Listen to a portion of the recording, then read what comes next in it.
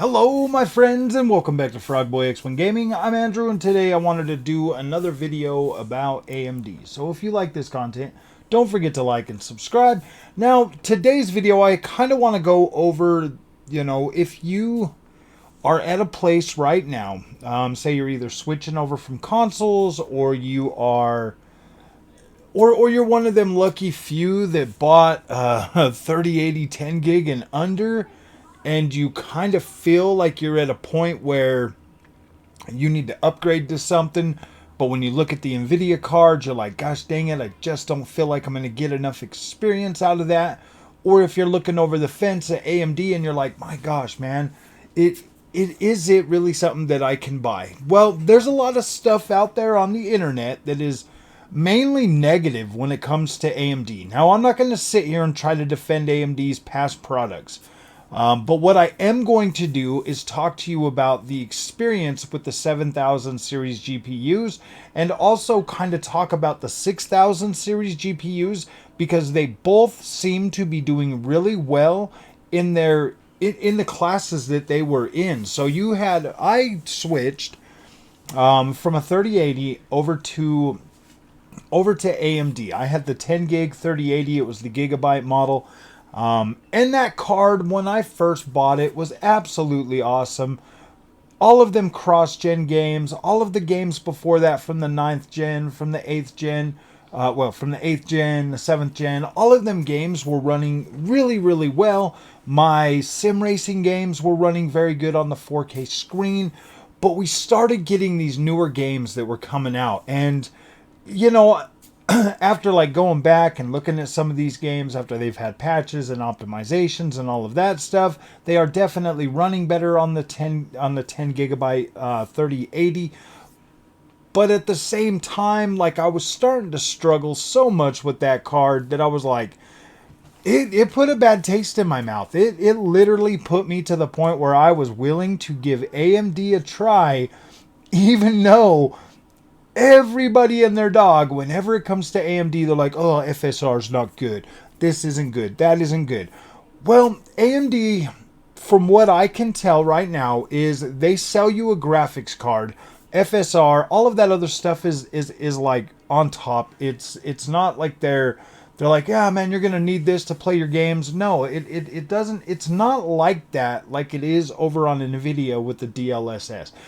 Nvidia and the marketing and the and the other content creators, the tech tubers, all of those guys are actively trying to push DLSS as a must-have feature for you to be able to enjoy your ray tracing, to enjoy your gaming, because frankly, these cards are just not strong enough to do ray tracing without utilizing DLSS. Like ray tracing really just takes away so much performance that it's not worth it without utilizing upscaling and any of those other features, like frame generation or any of that stuff.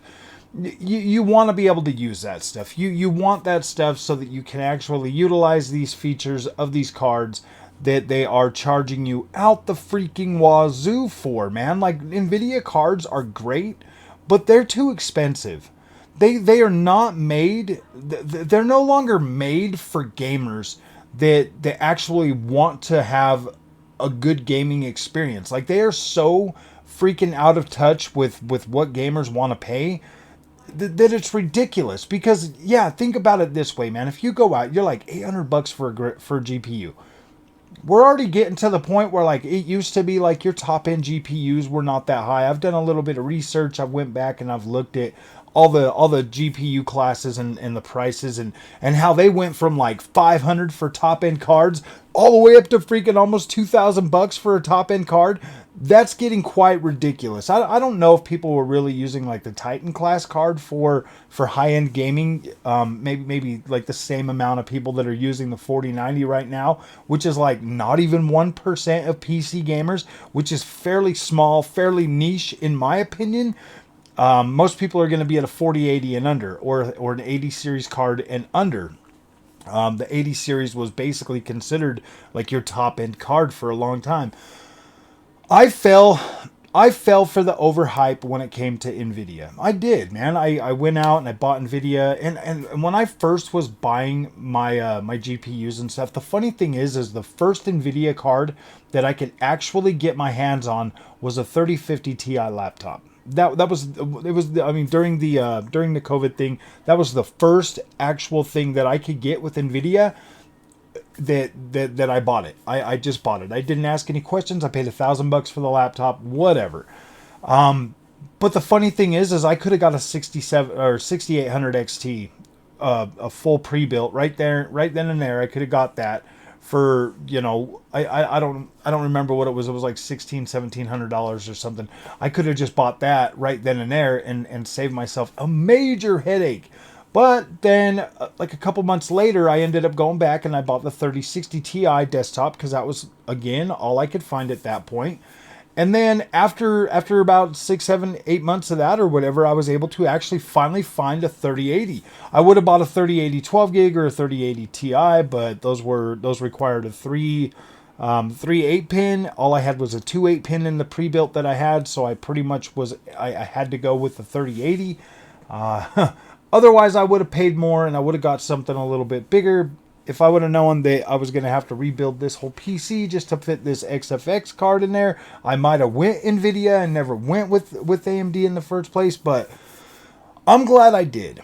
I'm glad I went with AMD because it opened my eyes and it gave me the realization that if I just want to play video games and I don't really necessarily need the next gen features like ray tracing and all of that stuff, that I could save a lot of money and invest that money into other things as opposed to, you know, paying for the top end brand and buying features that I absolutely don't need right now that the AMD card 100% handles. Now, when I talk about ray tracing, I'm not talking about all ray tracing. I'm talking about specific games that are designed for the Nvidia GPUs, the ones that they have marketing deals with.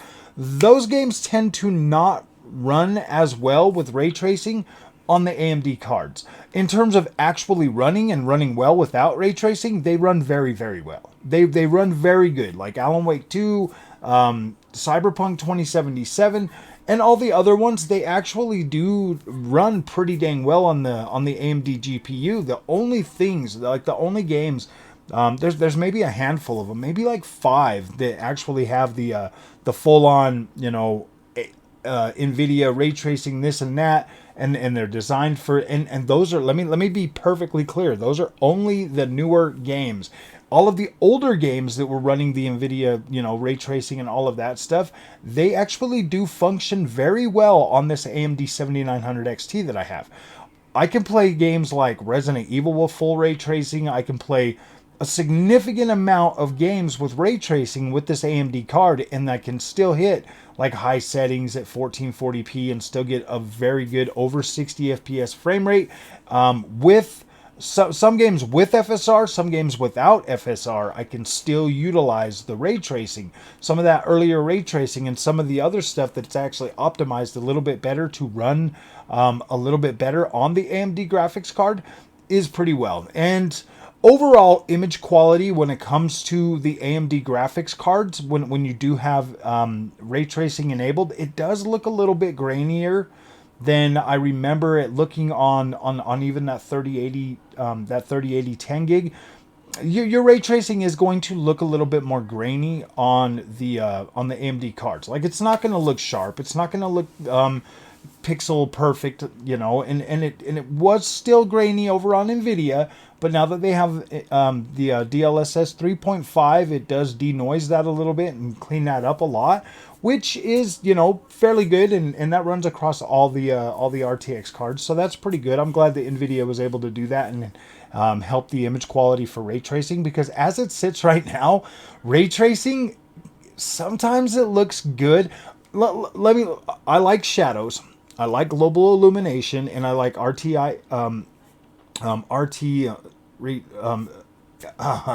ambient occlusion. I like the ambient occlusion, the ray traced ambient occlusion. I really like those.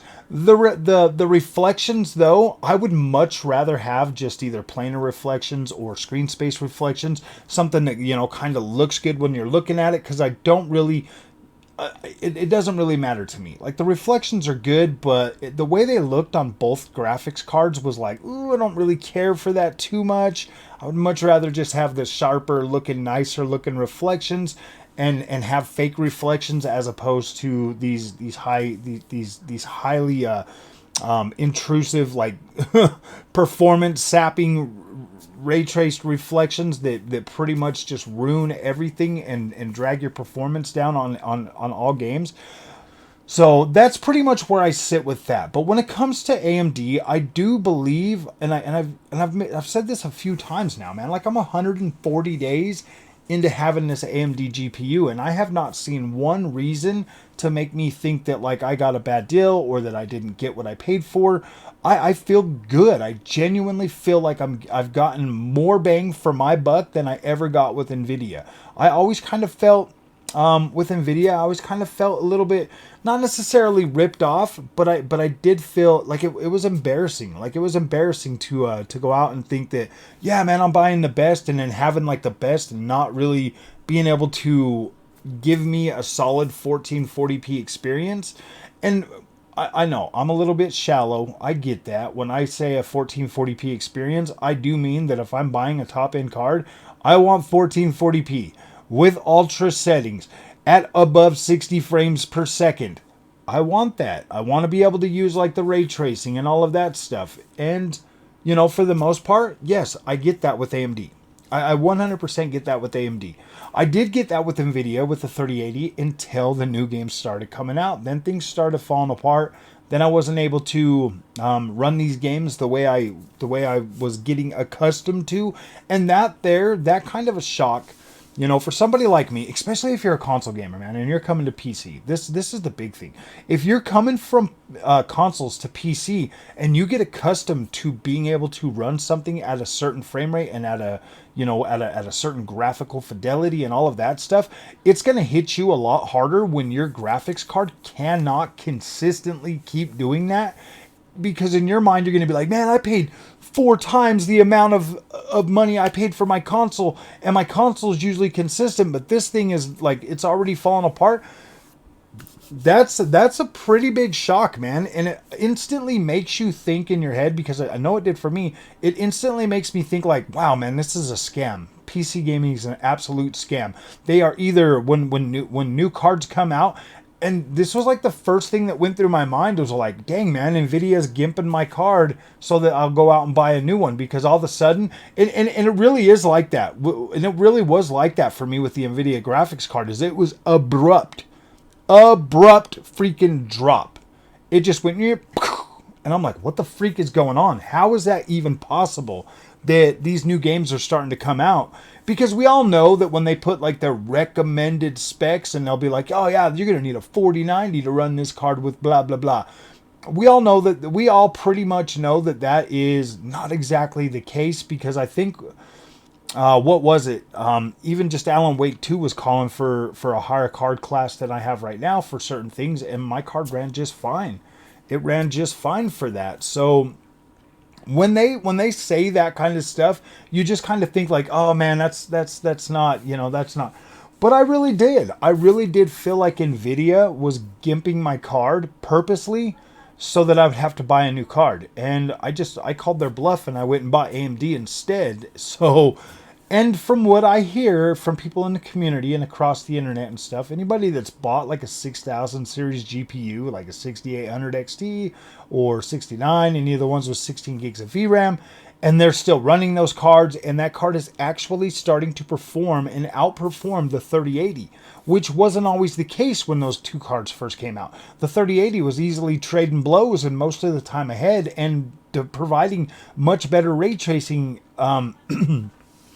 much better ray tracing than the 6800 XT. But now with the extra VRAM, the 6800 XT is able to still be consistent at a 1440p resolution, and still deliver on most of those higher VRAM, those higher VRAM allotments that those cards need. And I do put a lot of emphasis on VRAM now because I don't ever want to be in a position like I was with the 3080. And that's why I didn't go with the 4070 Ti. That's exactly why I did not get that card, because I felt like that 12 gigs of VRAM was going to I was going to run into a problem with that. The reason I didn't shoot for a 4080 is due to the fact that, you know, the bus bit rate on my 3080 was 320. They cut the new card down to 256.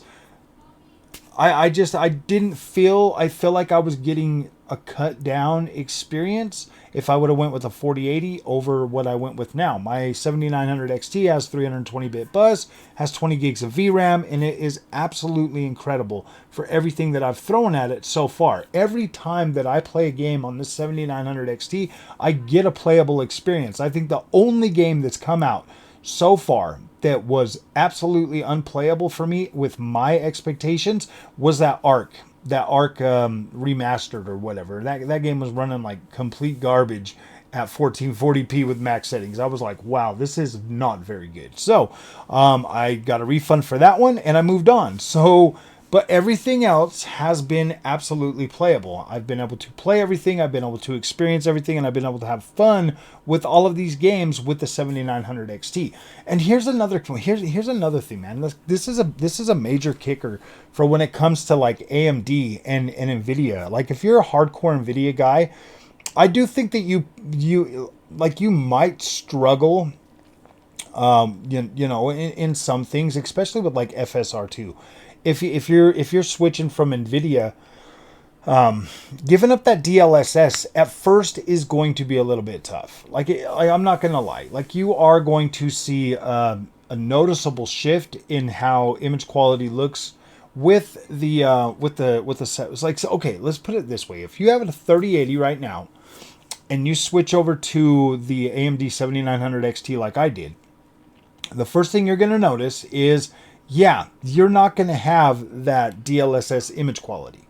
You're not going to have that. You're especially if you like try to flip on FSR.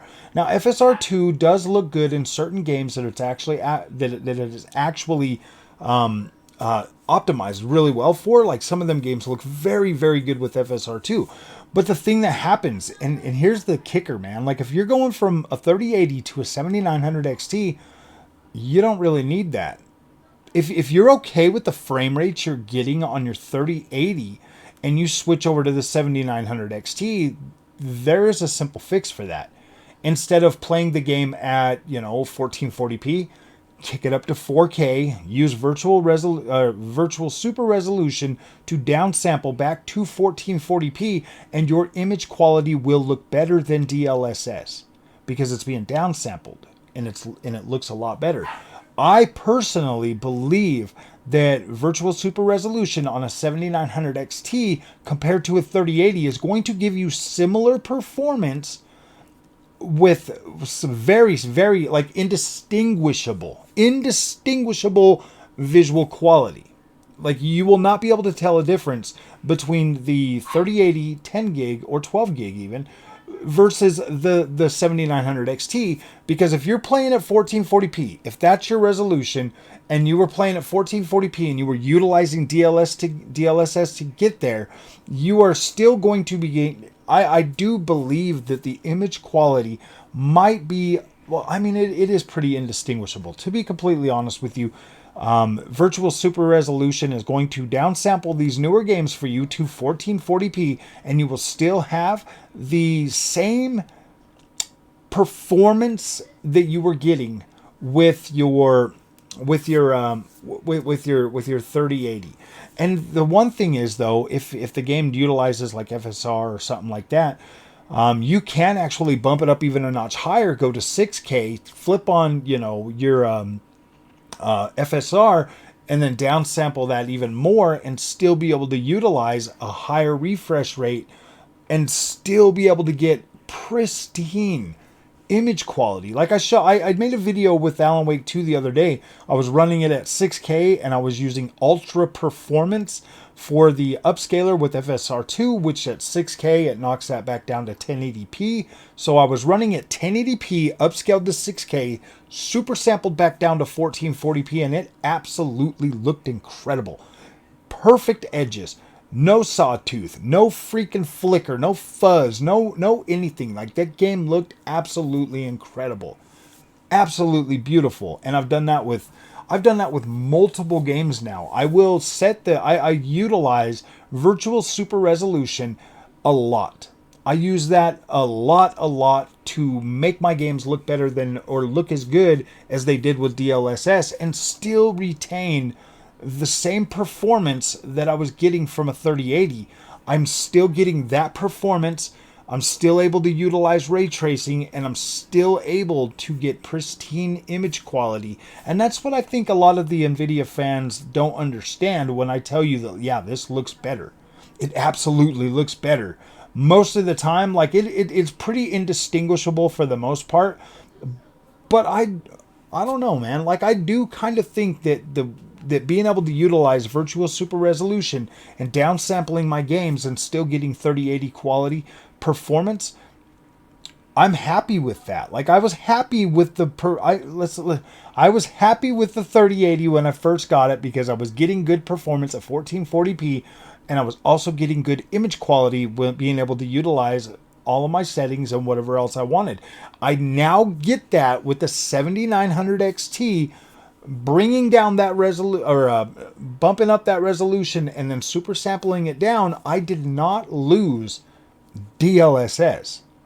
I just got a little bit. It basically is doing the same thing, but I feel sometimes I really do feel like it looks better on the AMD card than what DLSS was doing. DLSS was doing. But then, I mean, there's always, like, man, this is so subjective when you look at this, and when you actually, like, have, like, side by side or something like that. It's very subjective. Like, I mean, it's all in what you can see. So basically, you may agree with me, you might not agree with me, but I do encourage you, if you do have the opportunity to ever give AMD a try, that's what I'm talking about, man. Like, you can save a ton of money. You can get a higher quality AMD card that you can actually run at a much higher resolution and super sample down sample down, to where it looks incredible on, like, a 1440p monitor or a 4K. Even if you go to 6K and downscale to 4K, it still looks incredible. Absolutely beautiful. It's very, very nice. Nice clean edges, no breakup, no fuzz, very minimal flicker. When you're doing that, it actually looks really, really good. And then, if you actually wanted to, you can download the preview driver, start playing around with AMD's fluid motion frames, because that right there, if you're using a controller, very cool, like, very, very good. I mean, it smooths it out so much, it's not even funny. And with newer patches and newer updates, it's gotten significantly more stable. You can utilize HDR. There's so much that you can do on an AMD GPU that I don't think people give AMD enough credit for what they've done. And I don't think that a lot of people are I think people are having the same anxiety I had from switching. Was there's just so much negativity about AMD that it really is hard to really figure out, if it's something that you can switch over to, and if you'll be happy or not. And that's a lot of money to go out there and shell out on, like, oh my gosh, I don't know. And then you buy it, and then you have to have that anxiety thinking, like, okay, I got 2 weeks before I can take it back.